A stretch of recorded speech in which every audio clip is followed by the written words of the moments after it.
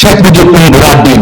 ভাগ্যিস এই ছবিটা ছিল, নাহলে আমার ছেলে সেদিন শহীদের মর্যাদা পেত না। গত জুলাই আগস্টে সাংবাদিক পরিবারের যারা মৃত্যুবরণ করেছেন তাদের থাকার কথা, কিন্তু আমি খুবই অবাক হয়েছি যখন আমাকে রনি ভাই ফোন করে, আমাদের এই যে জার্নালিস্ট রনি ভাই আমাকে ফোন করে বললেন এখানে আসার জন্য।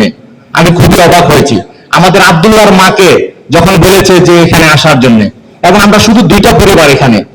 আমি আসলে বলতে চাই, এই যে আজকে যে জার্নালিজম, এই যে ফটো জার্নালিজম একটা সমাজের আয়না, বড় আয়না বলবো।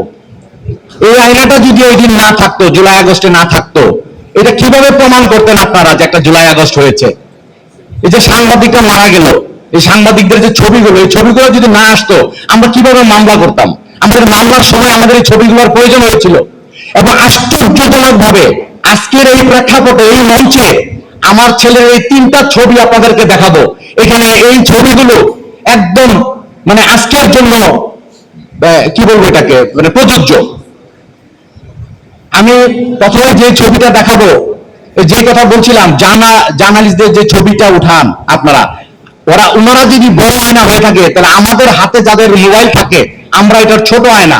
তার প্রমাণ দেখেন, আমি যখন মামলা করতে গিয়েছি, আমার কাছে যখন প্রমাণ চেয়েছে আপনার শহীদ আসলে কি শহীদ হয়েছে, তখন আমার রাজপথের এই ছবিটা দেখাতে হয়েছিল।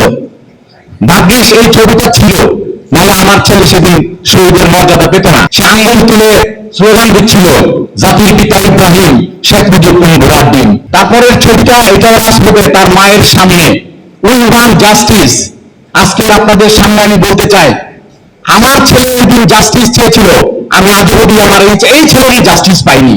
এখনো পর্যন্ত বর্তমান সরকার আমাদের এই মামলাগুলো কিভাবে কি পরিচালনা করছে আমরা জানি না। তারপরের ছবিটা আমার নিজের হাতের তোলা, সেদিন 5ই আগস্ট গুলিবিদ্ধ হওয়ার ঠিক 10 মিনিট আগের ছবি, সে মুষ্টিবদ্ধ হাত।